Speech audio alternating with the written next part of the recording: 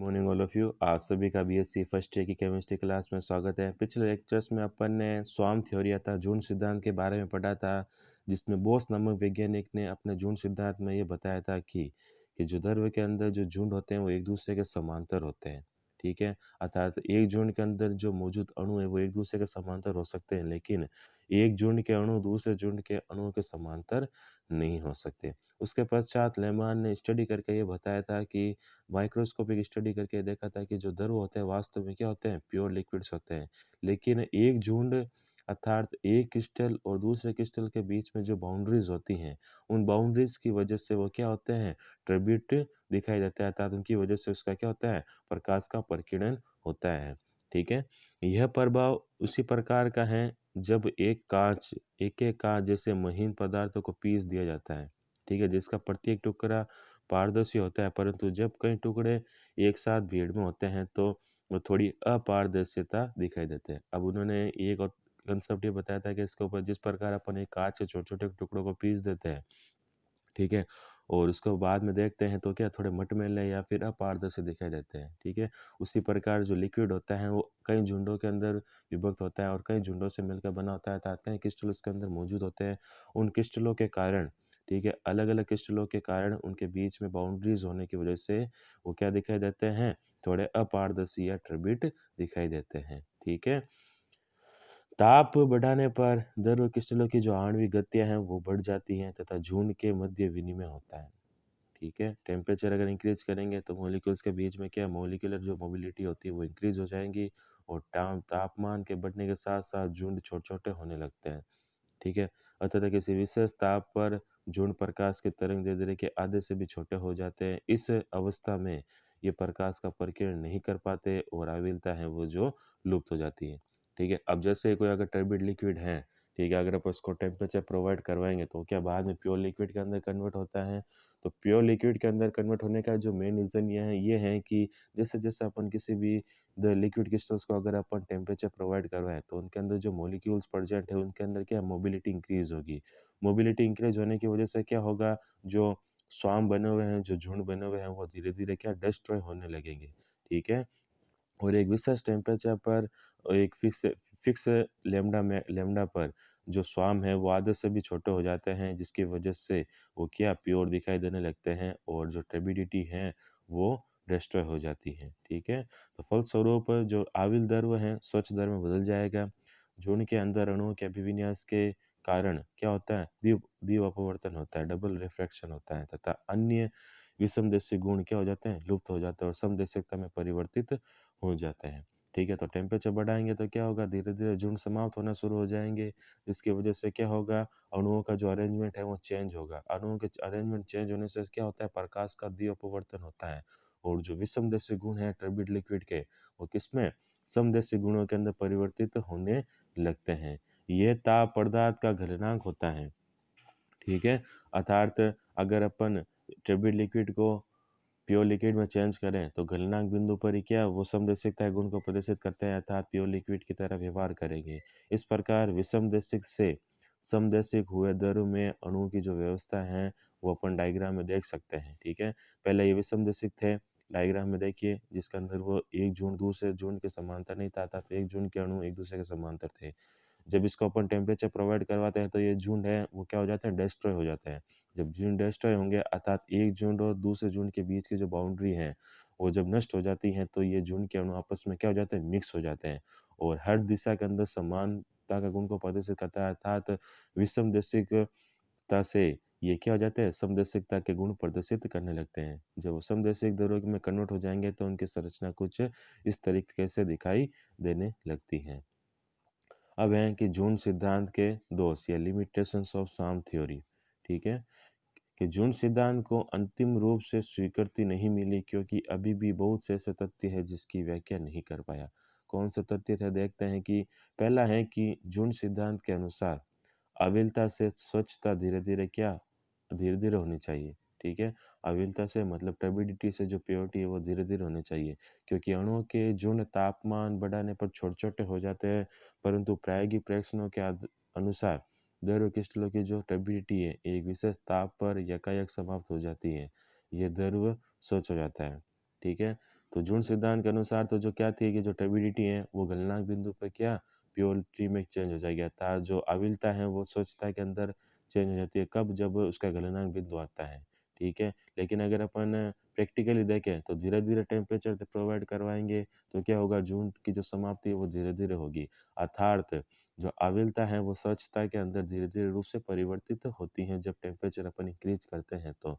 लेकिन जून सिद्धांत के अनुसार जैसे उसका गलनांक बिंदु आता है तो जो जितने भी झुंड है वो एकदम समाप्त हो जाते हैं और वो किसमें स्वच्छता में परिवर्तित हो जाते हैं, जो कि अकथन अकथनीय है, अर्थात ऑथेंटिक नहीं है। ठीक है, नेक्स्ट देखते हैं कि ऊष्मागतिकी से ये दर्शाया जा सकता है कि एक विशेष ताप पर झुंड आकार में अचानक घट जाते हैं तो उस ताप पर द्रव क्रिस्टलों का वाष्प दाब वक्र तेजी से ऊपर उठना चाहिए, परंतु द्रव क्रिस्टलों के वाष्प दाब में ये देखा गया है कि ताप के साथ साथ दाब में वृद्धि मंद होती है। ठीक है, अगर अपन थर्मोडायनेमिक बेस की बात करें इस कंसेप्ट की, तो थर्मोडायनेमिकली तो क्या था कि एक विशेष फिक्स टेम्परेचर पर अर्थात उसके मेल्टिंग पॉइंट के ऊपर जो टर्बिडिटी थी वो प्योरिटी के अंदर चेंज हो रही थी।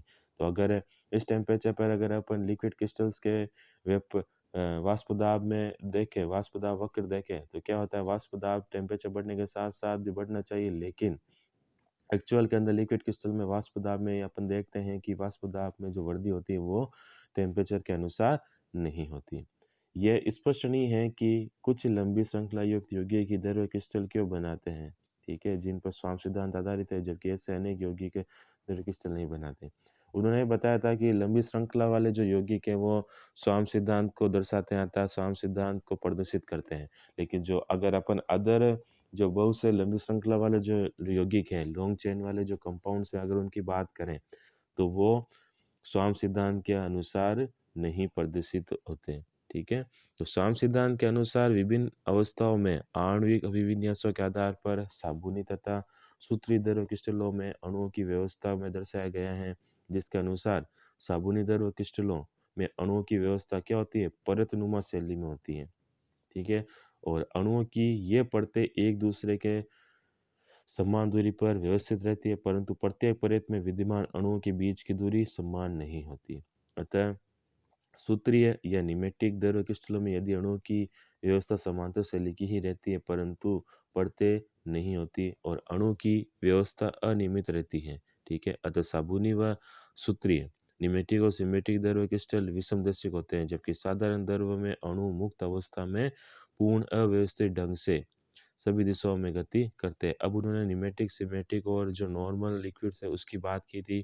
ठीक है, कि न्यूमेटिक और सिमेटिक में सबसे पहले अगर अपन बात करें कि जो न्यूमेटिक हैं, सूत्री हैं, उसमें जो अणुओं की व्यवस्था होती है समांतर शैली की रहती है। ठीक है, लेकिन परतें नहीं होती। ठीक है, उसी प्रकार अगर अपन न्यूमेटिक में देखें तो न्यूमेटिक में क्या होता है कि जो अणु है एक दूसरे के समान दूरी पर व्यवस्थित रहते हैं, लेकिन प्रत्येक परत के बीच में जो डिस्टेंस होती है अणुओं की वो भी समान नहीं रहती। लेकिन अगर अपन साधारण दौरे की बात करें तो मुक्त अवस्था में पूर्ण अव्यवस्थित ढंग से क्या होते हैं, सभी दिशाओं में गतिमान रहते हैं, अतः ये क्या होते हैं, समदैशिक होते हैं, जबकि जो निमेटिक और सिमेट्रिक होते हैं वो क्या होते हैं, विषमदैशिकता के गुण को प्रदर्शित करते हैं। इसी के साथ में हमारा तीसरी यूनिट का जो हाफ पोर्शन है वो कंप्लीट होता है। नेक्स्ट हाफ पोर्शन है हमारा, इस टॉपिक का सेकंड पार्ट है कोलॉइड अवस्था, जिसे कोलॉइडल स्टेट भी कहते हैं। इसको अपन ने छोटी स्टेट, छोटी जो क्लासेस थी उसके अंदर भी बड़े अच्छे तरीके से पढ़ा है। ठीक है, स्टार्ट करते हैं इसको। सर्वप्रथम जो ग्रैम थे, थॉमस ग्रैम, उन्होंने पदार्थों के द्रव माध्यम में विस्तार या का अध्ययन किया था, विसरण का अध्ययन किया था। तो उन्होंने बताया कि पदार्थों को दो रूपों में अपन वर्गीकृत कर सकते हैं। ठीक है, क्या कौन सी थी, पहली थी क्रिस्टलाभ और दूसरा थी कोलॉइड। क्रिस्टलाभ मतलब क्रिस्टलोइड्स वे पदार्थ जिनके विलयन जंतु तथा पादप कोशिका झिल्ली से बड़ी तीव्रता से गुजर जाते हैं। ठीक है, कि वे पदार्थ जिसमें विलयन, जिनके विलयन पादप तथा जंतु कोशिका झिल्ली से बड़ी तीव्रता से गुजर जाते हैं, जैसे कि अपन बात करें यूरिया, कार्बोहाइड्रेट, सोडियम क्लोराइड व अन्य लवण होते हैं, वो क्या होते हैं, क्रिस्टलाभ के अंतर्गत आते हैं। ठीक है, और अगर अपन कोलॉइड्स की बात करें कि वे पदार्थ जिनके विलयन जंतु तथा पादप कोशिका झिल्ली से मंद गति से विकसित होते हैं, जैसे कि स्टार्च, जिलेटिन और प्रोटीन, तो ये क्या थे, कोलाइड थे। अतः ग्रैम के अनुसार क्रिस्टला विलयन में विभक्त अणुओं तथा आयनों के रूप में रहते हैं, जो आकार छोटा आकार होने के कारण पारगम्य झिल्ली में से सरलता से विस्तृत हो जाता है, परंतु कोलाइडी कण आकार में बड़े होने के कारण झिल्ली में से विस्तृत नहीं होते।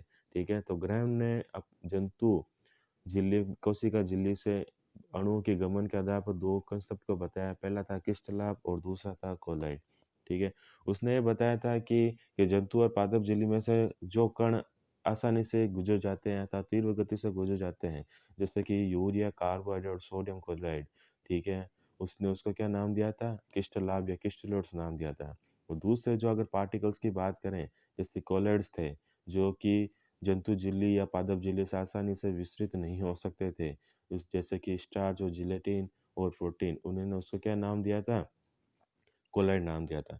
तो ऐसा इस वजह से होता है कि जो क्रिस्टल के जो साइज होती है अर्थात क्रिस्टल पार्टिकल्स जो यूरिया, कार्बोहाइड्रेट और सोडियम क्लोराइड थे, इन पार्टिकल्स की जो साइज होती है वो बहुत ही छोटी होती है, जिसकी वजह से वो जंतु झिल्ली से आसानी से या बड़ी तीव्रता से गुजर जाते हैं। वहीं अगर अपन कोलाइड पार्टिकल्स की बात करें, तो कोलाइड पार्टिकल्स के आकार या शेप बड़ा होने की वजह से ये जंतु झिल्ली में से आसानी से नहीं गुजरते हैं, मंद गति से गति करते हैं। ठीक है, उसके पश्चात अगर अपन देखें कि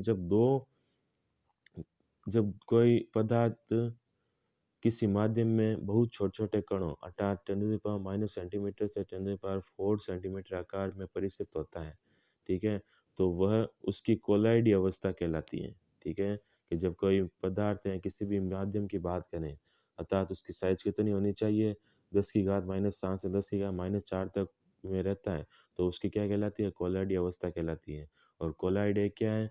हेटेरोजीनियस सिस्टम है जिसमें 2 प्रावस्थाएँ रहती हैं। पहली है परिक्षिप्त अवस्था अर्थात डिस्पर्स्ड फेज और दूसरी है परिक्षेपण माध्यम अर्थात डिस्पर्सन मीडियम। ठीक है?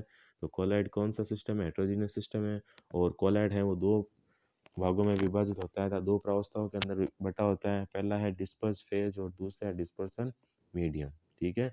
तो कोलाइडी विलयन में विलय पदार्थों के कणों की प्रावस्था को अपन क्या कहते हैं?